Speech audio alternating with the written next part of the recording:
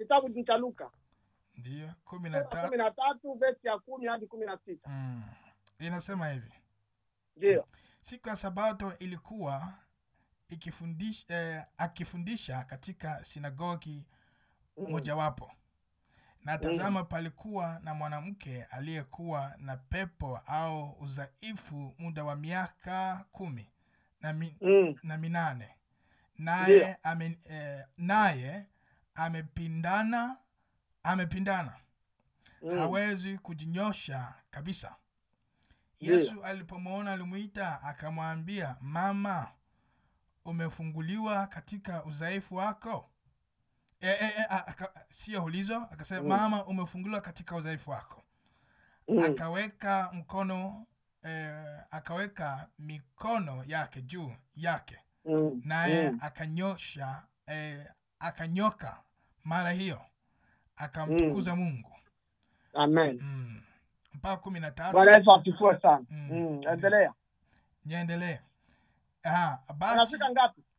Ni 13. Ile niendelee.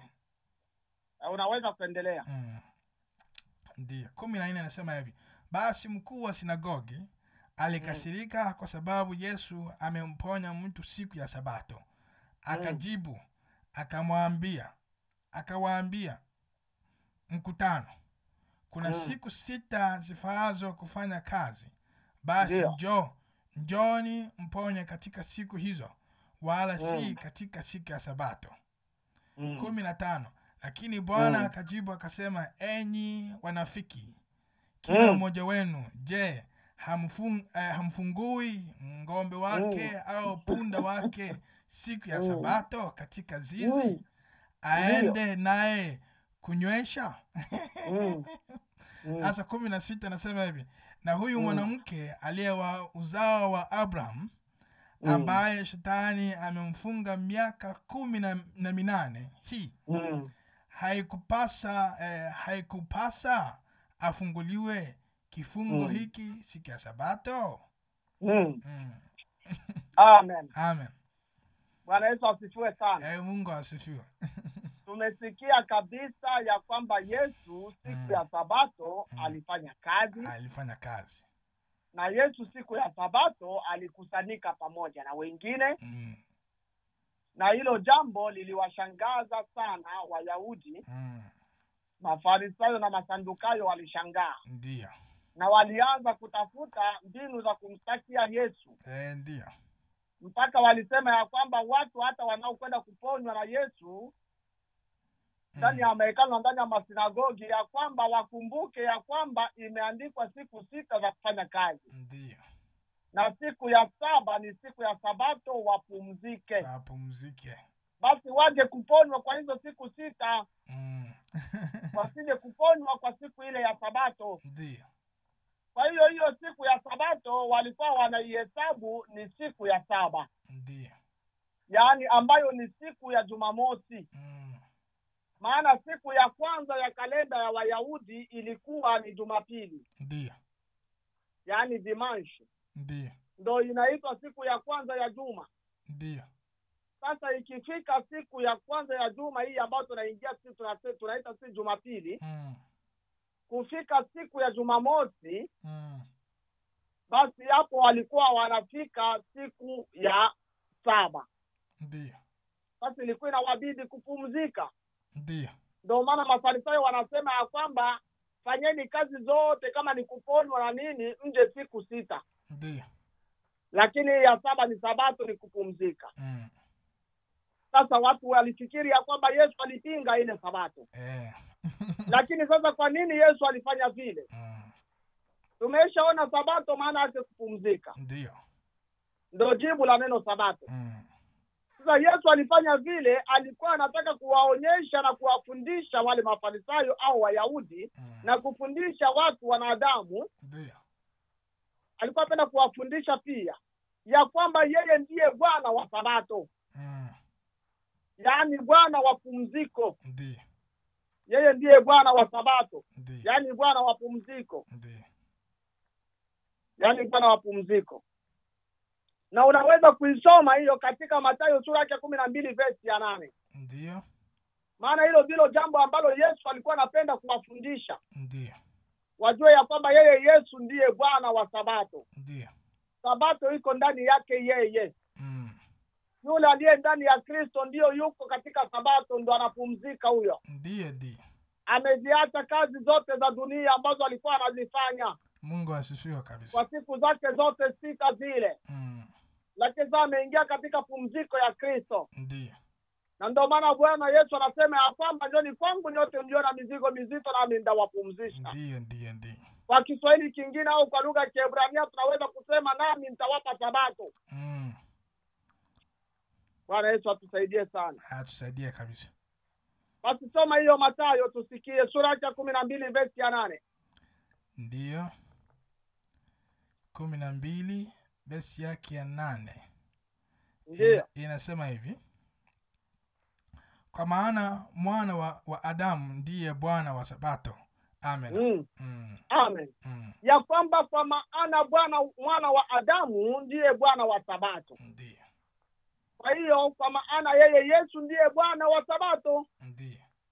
Na hicho ndio jambo ambalo alikuwa anapenda kuwafundisha Wayahudi. Ndiyo. Na kufundisha ulimwengu wasihesabu zile Sabato, ile Sabato ya zile siku za hesabu ya kivuli. Lakini wajue ya kwamba ile Sabato yeye ndiye Bwana wa hiyo Sabato. Ndiyo. Wa hiyo pumziko. Na ndio maana yeye aliye Bwana wa Sabato ilimbidi kufanya kazi kwa zile siku za kivuli. Ndiyo. Ili aonyesha kwamba Sabato haiko katika zile siku. Hapana. Haiko katika zile siku. Ile amri ya milele ambayo wamepewa haiko katika zile siku. Hapana. Lakini wao wameishikilia katika zile siku. Ndiyo. Sasa yeye maana alikuwa anajua ya kwamba amekuja kutimiza Sabato. Maana Biblia inasema hakuja kuvunja amri bali kutimiliza. Ndiyo.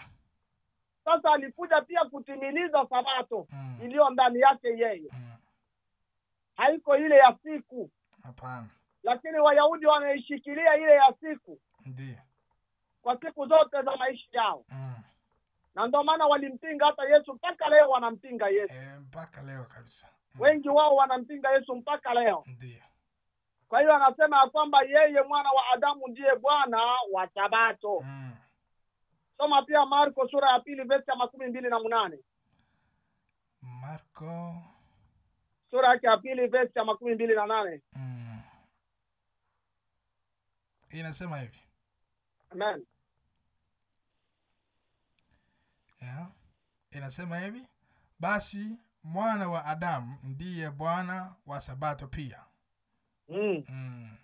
Marko nayo pia tumesikia Mathayo inasema hilo neno, na Marko pia naye anasema hilo neno. Ndiyo. Ya kwamba mwana wa Adamu ndiye Bwana wa Sabato. Soma pia Luka 6:5. Luka 6:5. Ndiyo, tuko tunapata tuone uhakika katika vitabu vya Injili. Ndiyo, inasema hivi: akawaambia, Bwana wa Adamu ndiye Bwana wa Sabato. Ndiyo. Injili ya Luka nayo pia inasema hilo neno. Kwa ajili ya kukamilisha kabisa. Ndiyo. Ya kwamba mwana wa Adamu ndiye Bwana wa Sabato. Na tunasema hilo ndio neno ambalo Yesu alikuwa anapenda kuwaonyesha. Ndiyo.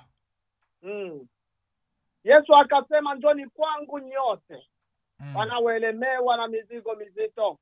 Nami nitawapumzisha. Amen. Nami nitawapumzisha. Yaani katika Kiebrania nami nitawapa Sabato. Ndiyo. Nami nitawapa Sabato. Ndiyo. Na sasa wao walikuwa na Sabato. Lakini Bwana anawaambia wakija kwake yeye ndo atawapumzisha. Atawapumzisha, ndiyo. Ina maana kupumzika kwao sio kwa zile siku wanazozihesabia wao. Hapana. Za kivuli, za kalenda zao za mwili. Lakini pumziko iliyo nzuri ni kuja kwake yeye. Ndiyo. Naye atawapumzisha. Atawapumzisha. Atawapa Sabato yao. Soma Mathayo sura ya 11 verse ya 28. Ndiyo. Mathayo 11 verse ya 28. Ndiyo, inasema hivi: njooni kwangu ninyi nyote msumbukao na wenye kulemewa na mizigo, nami nitawapumzisha. Amen. Amen. Ya kwamba njoni kwangu ninyi nyote msumbukao na wenye kulemewa na mizigo, Ndio. nami nitawapumzisha. Nami nitawapumzisha. Ndio. Kwa hiyo sabato iliyo kuu ni pumziko ndani ya Kristo. Ndio. Ni pumziko ndani ya Kristo. Wale wote wanaomjia Kristo, kumwamini Yesu Kristo kwa Bwana na Mwokozi wao, Ndio, na kuitua mizigo yao yote ya dhambi kwenye hukumu ya msalaba wa Kristo, ndio, kutubu dhambi zao na kuziacha na kuzikiri, ndio, hiyo ni alama ya kuivua mizigo yao yote, nao wanapata kuwa huru. Sasa wanaingia ndani ya Kristo kupitia kumwamini. Ndio. Kwa hiyo hao wanaikubali sabato iliyo ya kweli. Na hao ndio wanakaa ndani ya sabato. Ndio. Ndani ya Kristo. Kwa sababu yeye ndiye Bwana wa sabato, na yeye anasema wote wanaoelemewa na mizigo mizito waje kwake, atawapa sabato, atawapumzisha. Atawapumzisha. Ndio, ndio. Atawapumzisha. Mungu asifiwe kabisa. Kwa hiyo sabato iliyo njema ni sabato ndani ya Kristo, ni pumziko ndani ya Kristo. Sio ya siku za kuhesabia. Hapana. Siku zote zinafaa mbele za Mungu. Ndio. Zinafaa mbele za Mungu. Katika Torati tuliposoma ya kwamba tumikeni siku 6 na ya 7 mpumzike. Ndio. Ulikuwa na unabii pia wa pumziko ambalo litakuwa la milele kwa wale walio ndani ya Kristo. Ndio. Na ndio maana Yesu anasema, Biblia inasema kwamba ni agano ya milele pia kwa Waisraeli. Lakini Waisraeli walishindwa kujua ya kwamba agano hilo la milele ni wao kupumzika ndani ya Kristo. Lakini walimpinga. Ina maana walikataa ile sabato ambayo ndio pumziko ndani ya Kristo. Na ndio maana mpaka leo Waisraeli wanashikilia sabato ya siku za kuhesabia. Ndio, ndio. Ya siku za kuhesabia. Na walio wengi wa Israeli wanamkataa Kristo. Ndio. Wamemkataa Yesu kabisa. Ndio. Lakini wale wanaompokea Yesu kwa Bwana na Mwokozi wao, waliokuja kwa Yesu, basi hao wako ndani ya sabato na wako ndani ya pumziko. Ndio, ndio. Hao ndio wanaoiheshimu sabato. Kama jinsi maandiko yanasema kwamba ikumbuke siku ya sabato na uitakase. Na uitakase, ndio. Hao ndio wanaheshimu na kutakasa sabato walio ndani ya Kristo. Ndio. Ambao wamepokea pumziko, wamepokea sabato kutoka kwa Bwana. Bwana Yesu atusaidie sana. Amen. Bwana Yesu atusaidie sana. Amen. Soma kwanza Ufunuo wa Yohana sura ya 14 verse ya 12 hadi 13. Tunasoma Ufunuo wa Yohana. Sura ya 14 verse ya 12 hadi 13. Kwamba watakatifu watapumzishwa baada ya taabu zao. 14. Haleluya. 14 na verse ya 12 hadi 13. Inasema hivi: hapo ndipo penye subira ya watakatifu. Ndio. Hao wazishikayo amri za Mungu na imani ya Yesu. Ndio. Nikasikia sauti kutoka mbinguni ikisema, andika, heri wafu wafao katika Bwana tangu sasa. Na asema Roho wapate kupumzika baada ya taabu zao. Amen. Kwa kuwa matendo yao yafuatana nao. Amen. Amen. Ya kwamba heri wafu wafao katika Bwana. Ndio. Ili wapate kufanya nini? Kupumzika, kupumzishwa baada ya taabu yao. Ndio. Wale wafao katika Bwana, wanaokufa katika Kristo, ndio ambao watapumzishwa baada ya taabu zao. Ndio. Lakini wanaokufa na hawako katika Kristo, basi hawatakuwa na pumziko hiyo, maana walikataa hiyo pumziko. Ndio. Maana walikataa hiyo pumziko. Kwa hiyo sabato ni pumziko ndani ya Kristo. Ndio. Aliye Bwana wa sabato. Hiyo ndio sabato iliyo ya kweli.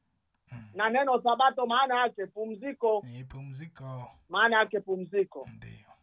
Kwa hiyo hilo ndio jibu la swali ambalo tulikuwa nalo la sabato ni nini? Ndio. Sabato ni pumziko. Ndiyo. Na inapatikana katika amri na katika Agano la Kale, inapatikana na katika Agano Jipya inapatikana. Lakini sabato iliyo muhimu na iliyo kweli ni pumziko ndani ya Yesu Kristo. Ni pumziko ndani ya Yesu Kristo. Wale wote walio ndani ya Kristo, wanaomwamini Yesu Kristo kwa Bwana na Mwokozi wao, hao ndio watu ambao wako katika sabato. Ndiyo. Ndio watu ambao wamekubali sabato.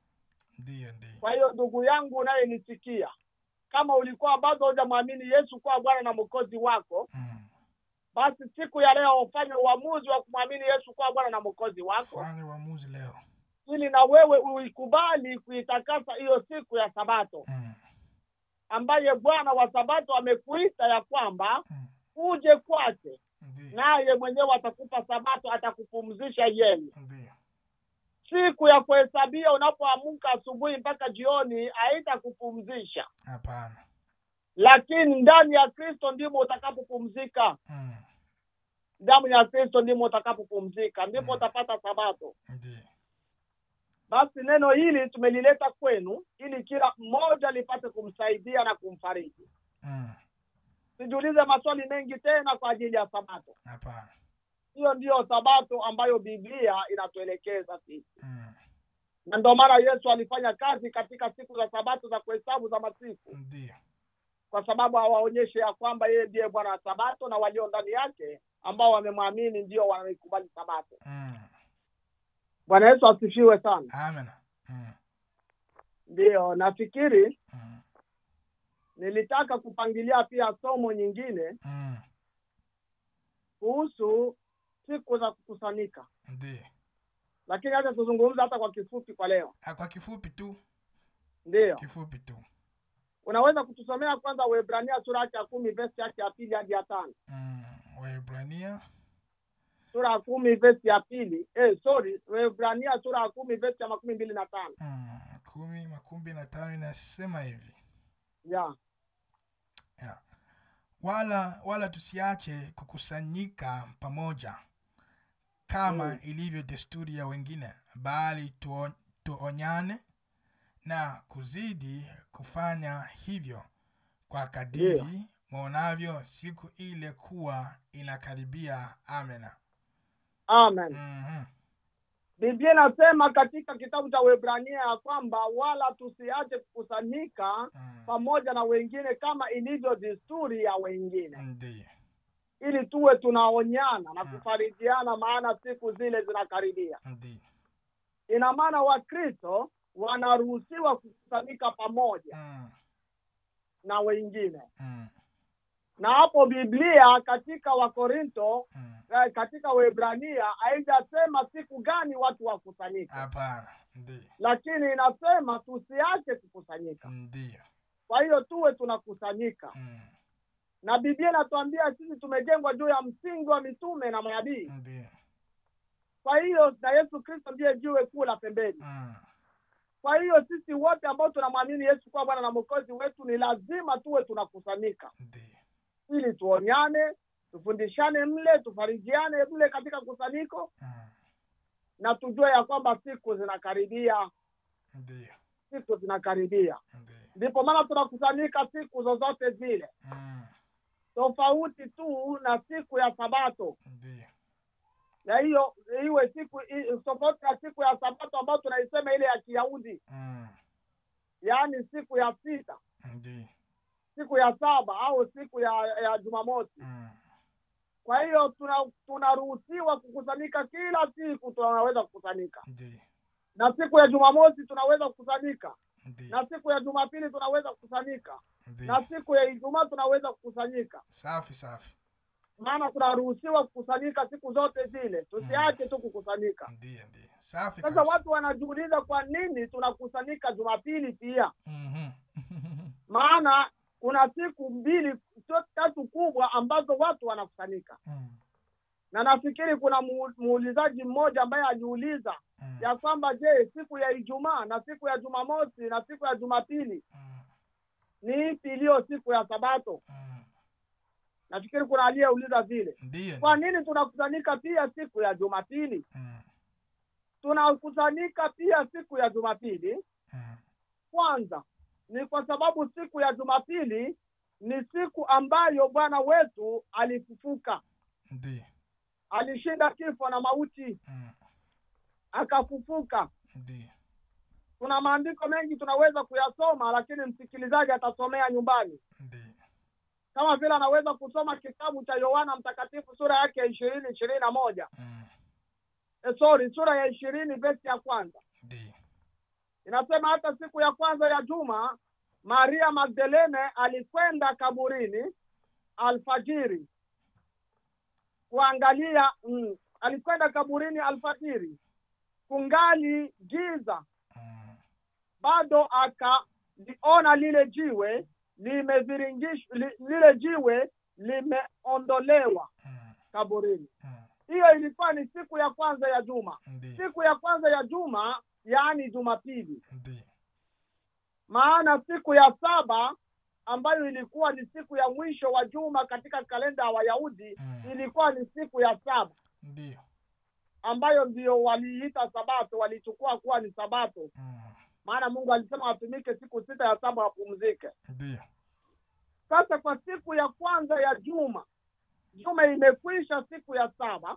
Sasa siku ya kwanza ya juma, Biblia inasema walipokwenda kaburini wa Maria Magdalene, basi walikuta jiwe limeviringishwa. Ndiyo.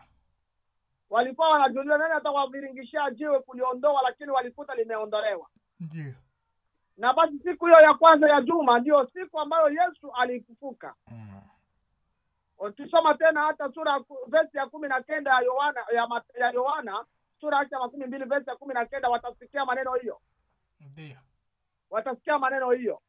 Na sasa wanafunzi pia walikusanyika siku hiyo ya kwanza ya juma. Na kama wanafunzi walikusanyika pia siku hiyo ya kwanza ya juma, na sisi tumejengwa juu ya misingi ya mitume na manabii.